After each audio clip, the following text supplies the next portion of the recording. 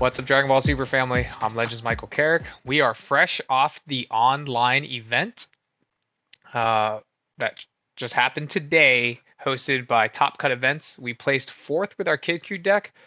Team Checkmate Fusion just crushed this event. I think we had 6 players in the top 16, and just in the top 8, we had like 3 or 4. So we had a really good run today. A couple of us played Kid Q. Be on the lookout for a bunch of deck lists. We went top 4 today with Red Goku, Son Goku Childhood, Skillist. We matched against so much green today. It was like SS Vegeta Black twice, Green Goku twice, Reboot Cell, Green Bojack. I think that's 6 decks. And then the mirror in the end. So green's a good call for this format because obviously hand control is really detrimental to Kid Q. Green can remove their threats more than they can play Bunny Girl. So that was really cool. I lost only into SS Vegito X, SS4 Vegito X. I chose to keep a poor mulligan, which resulted in just not being able to keep up with him. My opponent also played really well and took a really strong, aggressive line on his turn 2 to allow for him to awaken, even though I chose not to attack him. So that was really cool. Kudos to him. We've already done a couple Son Goku Childhood Skillist deck profiles on this channel, so I'm just going to go over some of the changes we made and maybe talk about some of the matchup dependent stuff. Magic, we are now zoomed down here. So it's the same Son Goku Childhood leader. We're not going to describe the leader. We already talked about it in our last few videos. It's just if you once per turn on both players' turn, if you play a skill list, you get to draw a card, a red skill list card, and then if you play 30Ks, you get to reduce something by 15K. Finally, you get to play a free skill list from your Z or your hand every turn. And on the front side, you get to 4 life pretty easily between the Z extra and this. So we're still on 4 Party Hostess and 3 Bulma World Protection support. This is simply because I just couldn't figure out what cards I wanted to fill the deck slots with. So it's really tough. Like, the Skillist package is pretty small, and I shrunk it even farther so that I don't just play dead cards. At least these cards help me in the turn 1 opening, especially if you're going first, you want to play one of these. If you're going second, you might just consider playing Waters instead. Versus super aggro decks, you might just still play one of these going second and then passing. But a lot of times I sided out the 7th copy anyway, so it was like I was just still playing 6. Played 4 copies of the Chaozu. Card's still really good. With the meta that I played against today, it wasn't as relevant. I also just didn't see them as often as I would like. Card's still really good. I didn't play against any decks that just died to this card on turn 2, which is good because that means people were picking decks that don't just automatically lose to Kid Q. 4 copies of Bulma the Bunny Girl, still unchanged. 4 copies of Son Goku Attack to Save the World, still unchanged. This is a new change we made from our last list. We played 4 copies of Baby Juvenile Parasite. So this is, of course, if you watch the stream or if you didn't, you can catch it at twitch.tv/legendsmk in my VODs, and you can see how impactful this card is in this current meta. Versus most decks that are not SS4 Vegito Black, you can tap out for this card.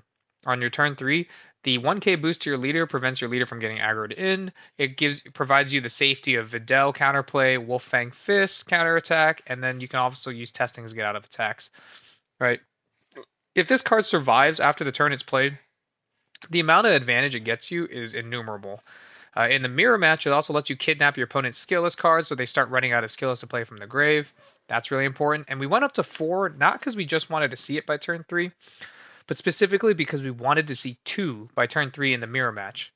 So in the mirror match, if you play Baby, it's really easy to clear, right? But if you play Baby and then tuck the one from your hand to give it an extra marker, and technically an extra life because you can also detach this touch card, then it's almost impossible to clear the mirror match. At that point, you're going to slowly out-advantage your opponent throughout the game between your floodgates, their floodgates, and as your floodgate back and forth, you're going to be drawing 2 cards every turn, whereas they're going to be drawing 1. If they don't play the Baby at all in the mirror match, you're super far ahead. If they play the Baby, your job is to focus down the Baby. Also, if you're going second and your opponent's not an aggressive deck and you slam this card on turn 2, your opponent can't win the game anymore. It's so hard to clear this card if your opponent goes to their turn 3, has a clear board, and they're trying to clear effectively 5 life off this card. That's insane. We bumped it up to 3, or we're still at 3 Videl Encountering Danger. I sided out a copy of this card often, honestly. You probably only need it at 2. There are very few matchups where you would keep this card at 3. So it's a counterplay when your opponent play this card, and you can't activate counterplays cards of this skill or counterplay card skills on cards for the rest of the turn. And then you would Spirit Boost 1 as an auto, not limit 1, and you would minus 2 battle cards by 20k. So this is really relevant when you're trying to protect the baby, right? Matchups specifically in Green Goku, it's really good because it lets you snipe their 19k Goku on play, and also lets you snipe their Vegeta 16k on play. And if their Goku choose to revenge kill this, like the 19k KOs a card when it gets removed by skill, if they choose to kill this, that allows you to then Bunny Girl up another threat, right? In the yellow Gogeta matchup, super relevant when they go to play their Aegis cards in the battle step. Like you can snipe their Aegis cards before they're able to actually get energy out of it. In the mirror match, it's also really relevant. You don't think it would be, but it is. When they go to play TN to play the 30k from the deck, you can play this card and it hits the TN and then reduces the 30k by 10k. Also, if you don't represent a 30k in the mirror, which you try not to, and your opponent goes to play a 30k so they can play the Goku attack to save the world, you can Videl their 30k so that they only control 10k. Now they can't play Goku attack to save the world anymore. 3 copies of Grandfather's Strength. This was my tech for this tournament. Like I said, we're just struggling to find cards to put into this deck. Struggling to fill out the 50 card slots. But Pan has a really cool interaction with Baby and your Z extras. Once per turn, if one of your cards' power is increased, I think I might even say red. No, when one of your cards' power is increased by one of your skills, you draw a card and then choose one of your opponent's cards minus 20k. That works on both players' turns. So typically you have Baby developed, and then the following turn you'll play Pan. You'll +1 on the baby will eat something maybe, draw a card, and then since it gains 10k as part of its +1, the Pan will also draw a card and maybe minus 20k something, and then you pass with some amount of energy up, right? When you go to your opponent's turn and you Explosive Dance, tapping yourself out, because you're now tapped out, the baby gives your leader 1k, and because your leader gained the 1k, Pan triggers on your opponent's turn now, drawing you an additional card and reducing something by 20k. We were playing the Gohan in this slot for a while just because it can draw a card and it's a threat. They're interchangeable. Just the Pan has the opportunity to draw 2 cards versus the Gohan who only will draw the 1 card when it comes into play. Also, Pan can interact with your Super Waters. When your Super Waters goes and increase your leader by 5k, you draw off the Pan. When you use the 10 times Mighty Kamehameha to give your leader 15k, you draw a card off the Pan. So a lot of synergy here, drawing extra cards off the Pan.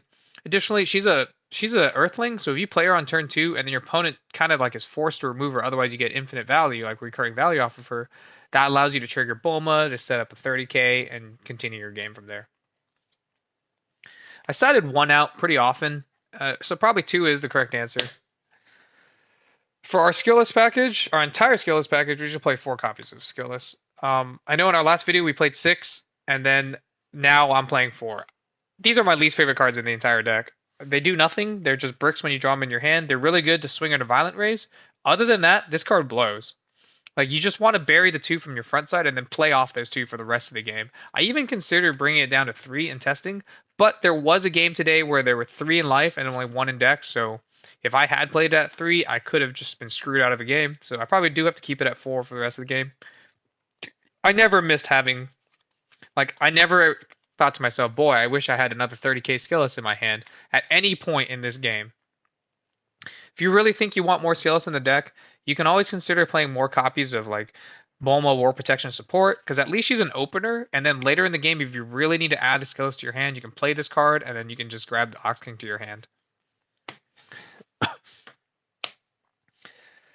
4 copies of Raditz Saiyan Youth, still the best super combo. A lot of times, since your deck's not drawing that many cards every turn, you're just going to need to dig through your deck for answers. Like, there are some turns today where I just didn't have a Floodgate before I passed my opponent, so I would swing with an attack, and then just Raditz to try to draw 2 to find a Floodgate. 4 copies of Testing. I mean, it's still obvious. Like, you get to defend your baby. Nothing has changed. You're going to tap out for, like, Explosive. Testing behind Explosive is really strong. Or just Explosive in the early turns. Since your deck does put itself to 4 right away, you have access to Testing right away. 1 copy of Wolfang Fist. This card is terrible. There are no 15k attackers in this format. Literally none, unless you count Tapion. This was in here to try to like snipe the Majin Buu attacker from Tapion, but like I never played against blue all day. That's probably the only viable blue deck in the format. I could be wrong. So I ended up siding this card out all day. 1 copy of King Vegeta's Imposing Presence. I mean, it just so happened in the matchups that I played, Kid Ku, Green, or green Goku and SS Vegeta that I would swap this out every time I sided for the Violet Rays, but like I kept it in for the reboot cell. I kept it in. I didn't keep it in for the Bojack because Bojack also attacks with 30Ks.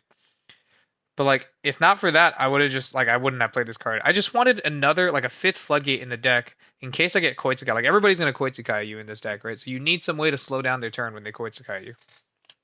You can't always have Explosive Dance. Speaking of, 4 copies of Explosive Dance, and then now it's very public. My tech, 2 copies of Broly Omen of Evolution. It's just a pair with the Explosive Dance. So that allows you to, when you Explosive Dance, they go to swing with leader to combo like a 30k to make their next 30k attack. You just combo with the Broly Omen of Evolution. That lets you put their 30k in the drop, so now they can't attack with battle cards for the rest of the turn. And then, of course, the SCR. I think I've played this SCR like 3 times today. It might have won me like 1 or 2 games. I mean, the ability to rip a super combo out of your opponent's hand, like when they're setting up your hand, that's probably the most powerful part of this SCR. Plus, it's 0 energy, and Overarm 6 is pretty easy to set up. I don't think they should have made this card 0 energy. If I were to errata this card, I would make this card cost 1 or 2 energy, because it's kind of nuts for what it does. We'll go over the Z deck. The Z deck has not changed. Energy Marker came up today. Didn't come up today, but it came up in the winning deck list. So DeCoste and I played very similar deck lists for this format, or for this tournament. This helped them beat out Hatchiyak, which is super relevant. 2 copies came up all day. The 3rd copy never came up. I played all 4 copies almost every game, and then I used the waters every single game. Moving to the side deck, 3 Koitsukai is just absolutely necessary for this format. Unless you're playing against green or black, and specifically non-Hatchiyak black, you're probably siding these into every match. Like, it's really good in the mirror, it's really good into Tapion, it's really good into Yellow Gogeta, it's really good into Hatchiyak. That's kind of all I played today. It's really good into Red Bulma, like, just as the format stand, like, really good into Majin Buu, really good into blue in general, like 21. So, card's definitely necessary. And you kind of have to, like, practice with this card, so you try to make sure you have it in your grave when you start your turns, and like what turns you can afford to pay the 1 for. 1 copy of Violet Rays. This came in all day today because I played against black and green all day. So this card was clutch. 2 copies of Shu. I only sided 1 in the mirror match. Turns out I have too many cards for the mirror match, like because it's 3 Koits, 1 Shu already, and so like, and the Violet Rays. Like this was my mirror match side. And then I also had anticipated bringing these in for the mirror match, but you just can't cut that many cards, you know. The mirror match is really good for blue, Tapion. It's supposedly really good for the mirror. It crushes Broly swap. That's really all. I mean, I didn't really use it today, just given the matchups I played against. 1 copy of Secret ID. This is here for Bulma. Like, I thought it would also be good for the mirror because you can warp their skill list permanently, but like if you're playing the mirror correctly with baby unisons, they can probably never like create enough skill lists, like double 30Ks on the board, that this will ever impactfully hit them. This could just be a different card in the side moving forward. It's really just like a Bulma respect card. 2 copies of DBOR. I mean, I played so much green today. These came in all day. They came up a couple times. It's relevant. You just have energy left over when they floodgate you. Like they dormant you a lot in this current format, right? So you're just gonna pass with energy up because like playing cards doesn't do anything for you. So you can just hold up energy for dormant when they eventually like evident. They're always gonna play father son solidarity, right? So whenever they swing with father son solidarity, you'll like testing or explosive dance, and then you'll just discard the DBOR, and like your turn was nuts. 1 copy of Hidden Ambitions. This did come up today versus my Green Goku matchup. Like he decided to tap out to try to kill me, couldn't get the kill in, and then had an uneasing awakened rage at the end of the game. During my double strike swing, I countered it with Hidden Ambitions to move forward. This is typically versus blue and green matchups. 2 copies of Cellmax. This is more Hatch respect. Honestly, there aren't many good red cards that could be played in this deck. This is such a weird thing to say because like in Gohanks, I was struggling to keep the deck below 57. But in this deck, I'm struggling to keep it at like 250, right? Like so I have like extra space in the side deck. I have extra space in the main deck. So we just decided to play this for Hatch respect. More control deck respect, Bulma, Hatch, control blue, and then Bulma and Pan support. Oh, Koitsukai is also really good versus Pan, Red Pan. But this is just really for any deck that can play Topo. It hits Oceania Shenron, so just more respect for those decks that we know we could struggle a little bit into. Moving forward, given how some of the decks that we heard about today and saw, we might play something like a Videl counterattack in the main deck, just so that we don't lose the game to like Victory Strike or something.